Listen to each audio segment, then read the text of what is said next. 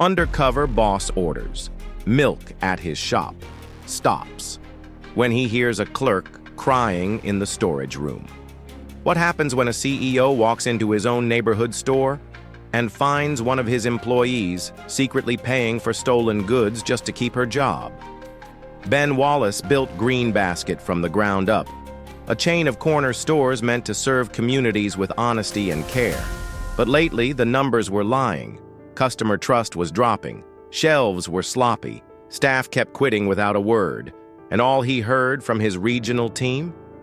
Nothing to worry about, sir. But when one too many red flags piled up, Ben stopped listening. He went undercover. No fancy suit, no last name, just another guy with a notepad. And a lot of questions. What he found inside one quiet store in Riverview wasn't just mismanagement. It was silent suffering, hidden power games, and a cover-up no spreadsheet could ever show. It was just past 8 a.m. when Rob walked into the GreenBasket on East Linton Street. No one blinked twice at him. That's how Ben wanted it. The baseball cap tugged low, plain gray hoodie, a cheap name tag pinned to his chest that read, "Training Staff." It was almost funny, if it wasn't so personal. For weeks, the reports had said this store was average, stable, well-managed. But something in the complaints trickling into HQ didn't add up. Missing inventory, low morale, quiet resignations. Ben didn't want numbers anymore. He wanted faces, and he found one within minutes. Her name was Clara, 35, according to the personnel file. But the soft lines under her eyes, the slowness in how she moved. She looked 10 years older that morning. She greeted him with a faint nod while restocking bottled water with one hand and answering a customer's question with the other. Her badge read, "Floor Associate, Clara D." No one introduced her. No one helped her. She just kept working, quietly, endlessly. Ben lingered by the bread aisle, pretending to count labels. But really, he was watching how Clara handled 3 tasks at once, how she caught a pack of crackers before it slipped from an old woman's cart, how she muttered, you're okay," to herself under her breath when the scanner jammed again. Then James showed up. Clean shirt, Bluetooth in ear, voice just a little too loud for the size of the store. Ben had known managers like him before, good at climbing ranks, terrible at seeing people. "Clara!" James barked from across the register. "Third time this week we're missing stock. You logged the delivery yesterday. Where's the case of San Pellegrino?" Clara flinched, eyes darting toward the customer line. She kept her voice steady. "I scanned in all pallets. Maybe it was mislabeled." James didn't answer, just glared, turned to Ben, who was quietly arranging cereal boxes, and muttered, "Training or not, don't just stand there." Ben nodded, silent. The CEO in him boiled. The trainee in him just obeyed. He kept watching. At 10:45, Clara was still on her feet, hadn't taken a break. Ben counted, 12 customers assisted, 6 full shelves restocked, and now she was dragging in crates from the back by herself. A guy in a gray hoodie pretending to learn the ropes doesn't usually cry, but Ben had to turn away for a second, because watching Clara do everything, while being blamed for everything, cracked something in him. She wasn't just overworked, she was invisible, and the worst part? She seemed used to it. Near the juice fridge, a toddler dropped a bottle. It shattered, and without hesitation, Clara stepped in, bare hands grabbing the glass. Ben moved to help, but she shook her head gently. "Go help aisle 4, she said, like it wasn't even a question. By noon, Clara had clocked 5 hours straight. No break, no food. When a customer asked for assistance with a gift basket, James chimed in from behind the service counter, "Ask Clara." She knows all the sections. She should. She's always here. Ben noted the tone, the smirk. He also noted the way Clara didn't respond. Just got to work. He scribbled it all down that night. Everything. The passive-aggressive remarks, the unacknowledged labor, the weight of a woman who seemed like she couldn't afford to complain because she had no safety net to fall back on. This wasn't how GreenBasket was supposed to operate. Ben built this brand with the promise that every corner store would be a neighborhood backbone. Instead, this one had turned into a quiet pressure cooker, held up by someone no one was bothering to notice. That night, Ben looked at her file again. Clara Dawson, widowed, single mother, hired 2 years ago after being laid off from a warehouse job. She requested the morning shift so she could pick up her son after school. The system had checked the box, but it hadn't protected the person. The next day, Ben showed up even earlier. Clara was already there. She was in the back, wiping down the cold storage door with a rag soaked in diluted cleaner, her sleeves damp up to the elbows. No one had asked her to do it. It wasn't even her responsibility. But she did it anyway, because it needed to be done. Ben pretended to stock apples nearby, watching silently. She didn't hum, didn't smile, didn't even pause to stretch. Just worked, like she was trying to outrun something invisible. By mid-morning, the store started to fill. It was Friday, payday, and regulars came in with coupons, shopping lists, and small talk. And then the complaints started. A man holding a can of soup grumbled that the sticker price said $2.49, but the scanner charged $3.05. Clara apologized, offered to fix it. "That's not the point," he snapped. "Why do you always have mistakes at this store?" Ben's hands froze on the canned goods he was arranging. Clara's shoulders tensed, just a flicker, but she nodded and issued a refund. When the customer left, James emerged from the side office, holding his tablet like a badge of honor. "What's the deal with aisle 3, Clara?" he said, too loudly. "Another pricing error?" Clara didn't defend herself. "I'll recheck the shelf." James rolled his eyes. "You've said that before." Then he looked over at Ben. "You knew? What's your name again? Ron? Rob?" "Rob," Ben replied quietly. James smirked. "Well, Rob, watch and learn. This is what happens when people don't pay attention to detail." Ben smiled back, but his eyes were cold. He spent the next few hours floating between shelves, listening more than talking. A woman at checkout argued about a missing item on her receipt. Another customer asked why a delivery wasn't in stock. Clara again. Always Clara answering, explaining, and taking the blame. Behind the register, Hannah, a 22-year-old cashier with tired eyeliner and a shaky ponytail, leaned toward Ben while James was distracted near the coffee machine. "You know," she whispered, "Miss Clara does everything." "We all know it, even James." Ben glanced at her. "Then why does he act like she's the problem?" Hannah hesitated. Then, "Because if it's her fault, he doesn't have to explain it to corporate." Ben blinked. "Has he ever taken the blame for anything?" Hannah gave a tight smile. "You're funny." Before he could say more, James appeared behind them like a hawk in khakis. "Chatting's cute," he said, "but this isn't high school. Let's focus, folks." Ben nodded, but Hannah's jaw clenched. Later that day, a small boy ran out the front with a pack of candy, shoplifting, harmless but annoying. Clara spotted it, called out, but didn't chase. She wasn't allowed to. Company policy. 5 minutes later, James confronted her near the mop sink. "If you were watching the front instead of stocking cereal, we wouldn't have lost $5 of merchandise." Ben stood nearby, half in the hallway, half in the stockroom. He watched Clara's face. No anger, just fatigue, and something deeper, resignation. Ben stepped back into the shadows and jotted the moment in his notebook. Underlined one sentence 3 times. Blamed for what she couldn't control. That evening, in the back corner of the store, while fake labeling shelves, Ben asked Hannah quietly, "Does Clara ever get breaks?" Hannah shook her head. "Only when she insists. But she never does. Says she'd rather stay ahead of the mess. Ben nodded, jaw tight. And the hours?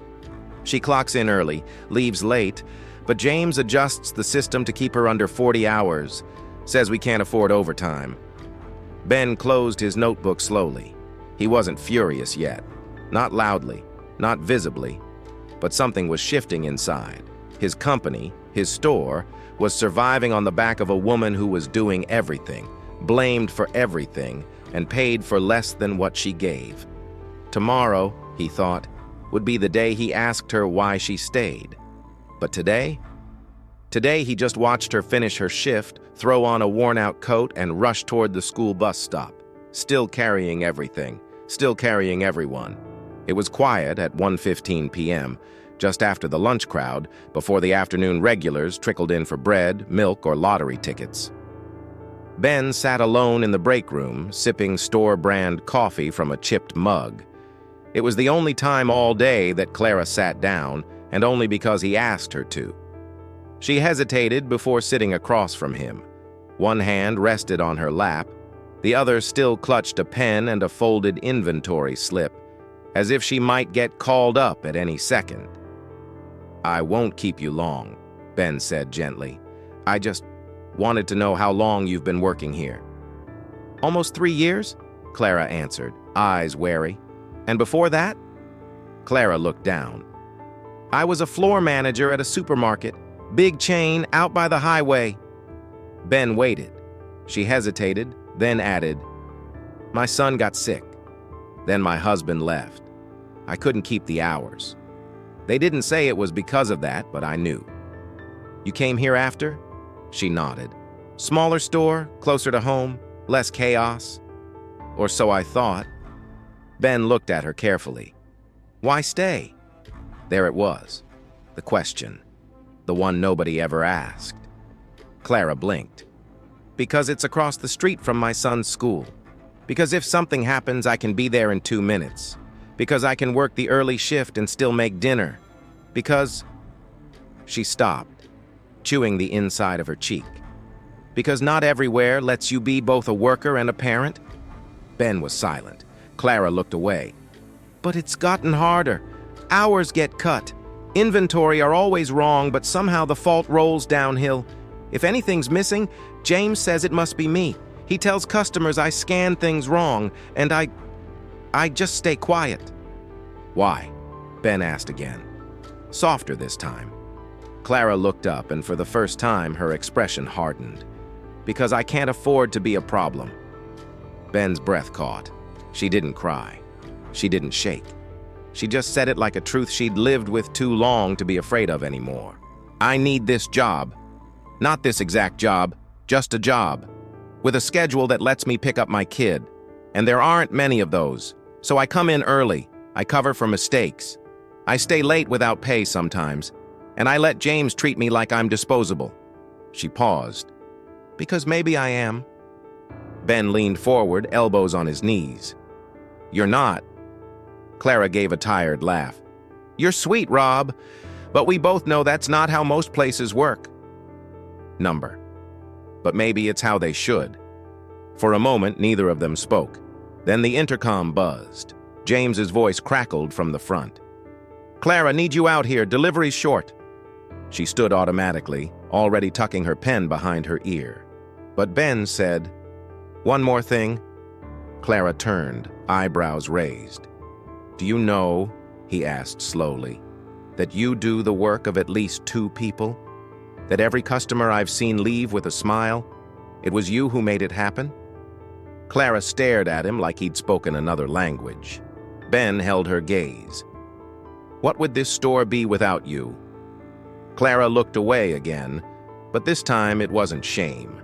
It was something more dangerous, something like hope. Or maybe the memory of it. "I don't think anyone's asked me that before," she whispered. Ben nodded, and as she walked back out, shoulders straightening just slightly, Ben didn't move for a long time. He wasn't writing notes anymore.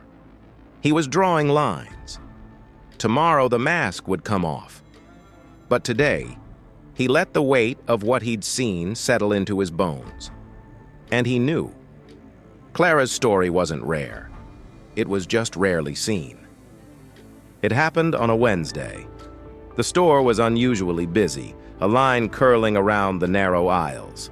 Ben stood near the snack display, pretending to restock gum, eyes always on Clara.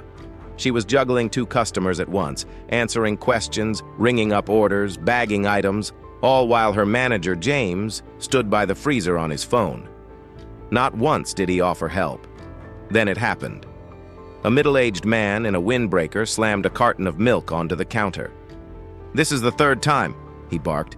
"You guys never have the almond milk on sale. It's always missing from the shipment. What kind of store are you running here?" Clara kept her voice even. "I'm really sorry, sir. We just got the order in. I can check the back if you'd like." "I don't want you to check," the man snapped. "I want you to fix it. Every week it's the same thing. Maybe if you paid attention instead of gossiping all day." That's when James stormed out from the back, acting like a hero no one called for. "Clara!" he barked loud enough for the entire store to hear. "What did I tell you about keeping stock up? This is the 3rd complaint this week. Do I have to do everything myself?" The customer stepped back awkwardly, clearly uncomfortable now that it had escalated. But James wasn't done.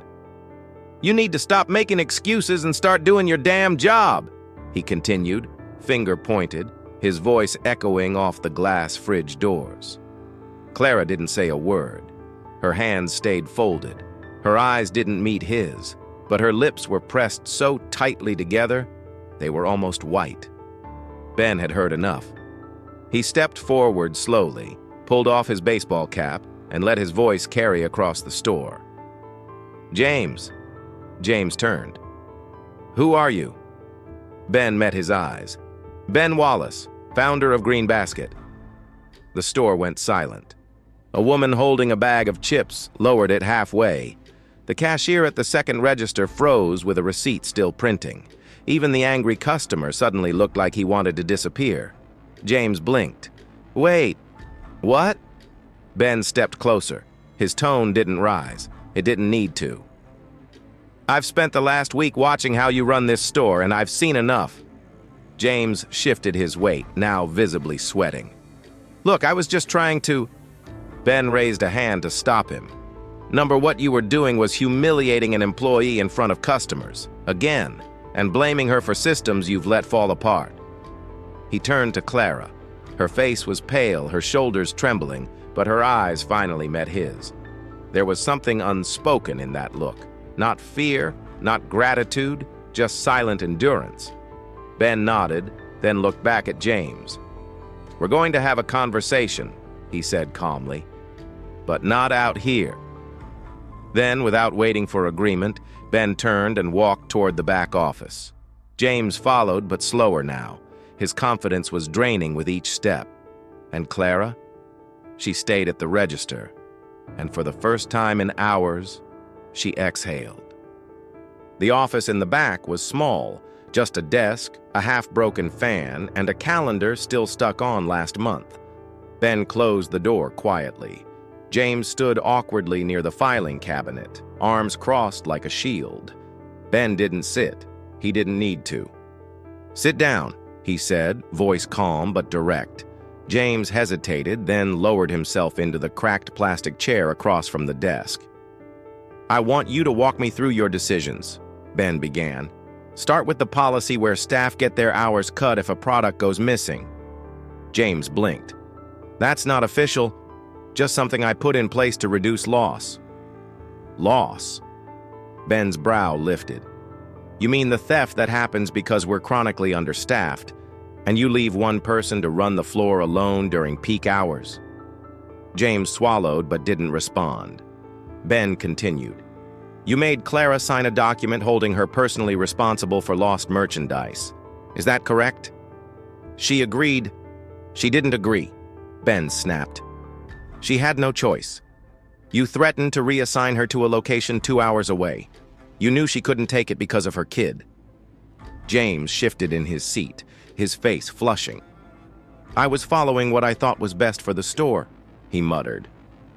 "No, James," Ben said, eyes narrowing. You were protecting yourself. You created a system that punished employees for things out of their control. Inventory software errors, walkout thefts, broken barcodes. You cut hours, rewrote reports, and blamed the people with the least power. James opened his mouth again, but Ben cut him off. And you did it all while reporting back to regional like everything was just fine. You lied to me, to our team, and worst of all, you let decent people suffer for it. A long silence. Ben took a breath, then said the words without emotion, but with finality. You're done. James blinked. What? You're fired, effective immediately. HR will process your termination. You'll be escorted out today and you'll receive only what's legally required. Nothing more. James's jaw worked, like he wanted to argue, but there was nothing left to say. His authority was gone. Ben stepped toward the door and opened it. Pack your things. Someone will walk you out. James stood slowly, his shoulders hunched, not in defiance, but defeat. He left without another word, and as Ben watched the door shut behind him, he didn't feel satisfaction. He felt resolved. This wasn't about punishing one bad manager. It was about starting to fix everything that allowed this to happen in the first place. He pulled out his phone and texted his assistant. Get me regional HR. We're not done yet. Then he turned and walked back into the store, where change was waiting. The store felt different when Ben stepped back onto the floor. James was gone, but the silence left behind wasn't relief. Yet, it was the cautious quiet that follows a storm. Employees glanced at him, unsure. Clara didn't look up. She was restocking gum near the register, moving slowly, like someone waiting for another blow to land. Ben walked over and stopped a few feet from her. Clara, he said gently. She turned, startled. Her hands froze above the shelf. Yes, sir? No, sir, today, he smiled. Just Ben. She looked confused. I want to talk. Privately. You too, Hannah, he added, turning toward the young cashier who was quietly scanning items for a customer nearby. Her eyes widened, but she nodded. 10 minutes later, they were in the back room, sitting around the small table. The fan still buzzed quietly in the corner, but now it was just the three of them. No noise, no barking orders, just people. Ben leaned forward, elbows on the table. His voice softened. First, I want to say something I should have said a long time ago. I'm sorry. Clara looked down. Hannah sat still, unsure if she should speak. I built GreenBasket because I believed small stores could still feel like communities, Ben continued. But I got so far from the ground I stopped seeing what was actually happening on it. People like James made decisions I never would have allowed, and good people like you paid for it. Clara blinked quickly, trying not to let her emotions show. Hannah's lip trembled. You both kept this store running while someone else took credit. That ends today. He turned to Clara. You've been doing the job of two people. You handled inventory, stocked shelves, trained new hires, dealt with angry customers, and still came in early when no one else would. Clara shook her head, voice barely audible. It's just work. No, Ben said. It's leadership, and you deserve to be treated like someone who matters. He pulled out a small folder and handed it to her. Effective next week, your pay goes up by 20%. You'll be moved to a flexible shift so you can pick up and drop off your son. Sundays off guaranteed, and no more being left alone to run this place. Clara stared at the paper, hands trembling. I don't know what to say. You don't have to say anything, Ben replied. You've already said it every day just by showing up. He turned to Hannah next. You stood up for someone when you could have stayed quiet. That takes guts and loyalty. Hannah flushed. I just couldn't watch it happen anymore. That's exactly why I want you training new hires, Ben said. You'll be the one teaching them how this place should be run, and we'll make sure you're paid properly for it. For a moment, the room was still. Then Clara exhaled, a deep, shaky breath, like someone had finally set down a weight she'd carried for too long. I thought I'd have to quit, she admitted quietly. I couldn't take it anymore. Ben nodded. You won't have to. Not now, not ever again. Not if I have anything to say about it. The three of them sat in silence a moment longer, not out of awkwardness, but out of something quieter. Respect. Restoration. Ben finally stood. We've got more work to do. But this is where it begins. Clara and Hannah stood too.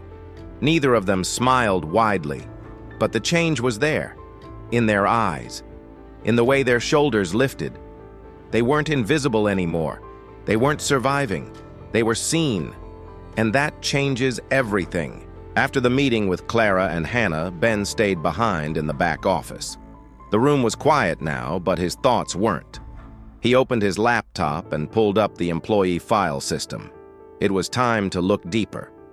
Clara's name was still open in the system, and as he scrolled through her profile, something caught his eye. An internal document titled, Loss Agreement Acknowledgement. Curious, he clicked it. It was a scanned form, signed and dated. I agree to take personal responsibility for any lost or unaccounted inventory during my scheduled shift. This includes financial deduction of up to 3% of my total monthly wage. Ben's eyes narrowed. There was no company letterhead, no legal review stamp, and worse, no record of this policy in the official employee handbook. He checked the timestamp.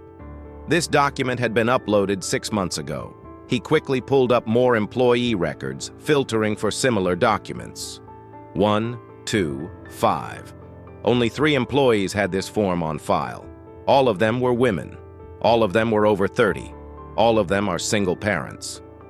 His heart sank. This wasn't a policy. This was quiet, an exploitation. Later that afternoon, Ben sat down with Clara again. This time, she didn't seem afraid, just tired. Clara, he began, do you remember signing something about lost inventory? She looked away. Yes. James said it was just a formality, that if I didn't sign, he'd move me to the East Side store. That's 2 hours from here, Ben said. She nodded. Exactly. My son's school is here. I had no choice. Ben's voice was firm, but gentle. That form is illegal. No one has the right to dock your pay without a formal review, let alone threaten to relocate you. Clara's eyes flickered. But I already lost money. I thought it was part of the job. It's not, Ben said, and it never will be again. The next morning, a memo was sent to every store in the GreenBasket network. It stated clearly, effective immediately, all unofficial agreements regarding personal reimbursement for inventory loss are void. Any past deductions will be reviewed for repayment. All forms of financial coercion disguised as internal policy are prohibited. Violators will be terminated. Ben didn't stop there. He also launched an internal audit, hiring a third-party HR firm to investigate every similar agreement slipped through the cracks. Because what happened to Clara wasn't a mistake. It was a system that preyed on silence, and Ben had no intention of staying silent anymore. Ben had spent the night reviewing every shift schedule from the past 12 months, page after page, location after location, and a troubling pattern began to emerge, not from what was there, but from what was missing. He pulled the data into a spreadsheet and sorted it by employee demographics. 73 employees had reduced hours this past year. 49 of them were women. 35 of them were listed as primary caregivers or single parents. Most of those cuts came after holiday weekends or peak sale events, just when families needed money the most. And worse, none of them had requested reduced hours. Ben leaned back in his chair, jaw tight. This wasn't just bad scheduling. This was discrimination hiding in plain sight. Later that morning, Ben sat down with Hannah in the break room, hoping to hear it directly. Hannah, can I ask you something off the record? She nodded cautiously. Have you noticed if some people, especially moms, get fewer shifts after busy periods? She hesitated. Yeah, Clara used to have 5 shifts a week. After Easter, down to 3. Did she ask for less time? Number. She cried in the back once, said she couldn't make rent. Ben pressed gently. Why do you think that happens? Hannah looked around, lowered her voice. James said they're more unreliable because of school calls and sick kids. He said it wasn't worth the risk. Ben felt a wave of heat rise in his chest. Did he ever say that to Clara's face? Number just to me, and a few others. That night, Ben drafted a new policy, GreenBasket Family Equity Act. A bold name, with a simple purpose. No employee shall have their hours cut without a written explanation and their explicit acknowledgement. Caregiver status must never be a reason for shift reduction. Anonymous reporting channels will be opened to flag discrimination in scheduling. Store managers will undergo mandatory retraining on fair scheduling and workplace bias. But it wasn't just about paperwork. The next day, Ben visited 3 nearby locations himself. He met with every mother who'd had her hours reduced. He listened, apologized, took notes. By the end of the week, he had personally restored hours for 19 women, Clara included. And in a quiet moment behind the store, Clara simply whispered, "Thank you, not just for noticing, but for fixing it." Ben smiled, but inside he felt something shift. It wasn't just about being a good boss anymore. It was about building a system where no one had to beg for dignity. Ben didn't just draft policies and leave them to rot in a binder. He showed up early. Day 1 after the announcement, Ben walked through the front doors of the GreenBasket store at 6:45 a.m., coffee in one hand, clipboard in the other. Not as CEO, not as Rob, just Ben. "Morning," Clara greeted him, surprised. "Didn't expect to see you back so soon?" He smiled. "Well, we've got a lot to fix, and I figured the best way to start is right here." He spent the first morning shadowing her entire shift, not watching from afar, but working side by side. He stocked shelves. He cleaned sticky floor tiles. He fielded a complaint from an irate customer looking for a discontinued cereal brand. And he saw what it actually meant to run a store where you are always on, but rarely seen. But what mattered more came after. In the small back office, still cluttered from James's era, Ben set up a folding chair and invited the team in one by one. It wasn't a performance. He asked real questions. What's the hardest part of your shift? What equipment constantly breaks? What would make your job 10% easier? The answers were blunt. Some stung. But Ben took notes. All of them. By the 3rd day, changes began rolling out. A new manager arrived, Olivia Moore, a former program director from a community co-op grocery. Tough, fair, but with a warmth that put people at ease. A second barcode scanner was installed. No more crowding the single checkout during lunch rush.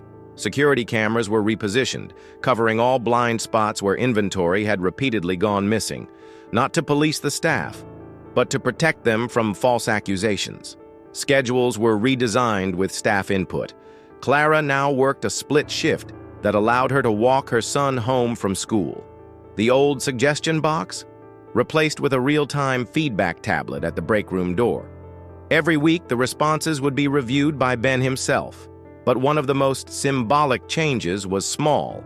At the front register, Ben placed a handwritten sign. Respect is not a perk. It's the starting point. Customers saw it. Employees saw it. And over time, they started to believe it. Clara stood a little taller. Hannah laughed more often. Even the regulars who once came in grumbling began saying things like, "The vibe's different lately." Better. Ben didn't fix everything in 10 days. But he restored the foundation and built a system that could stand on more than just good intentions. He wasn't just cleaning up someone else's mess. He was building the kind of workplace he wished had existed for his own mother, back when she worked double shifts at a convenience store and no one noticed when she skipped lunch. And this time, people noticed.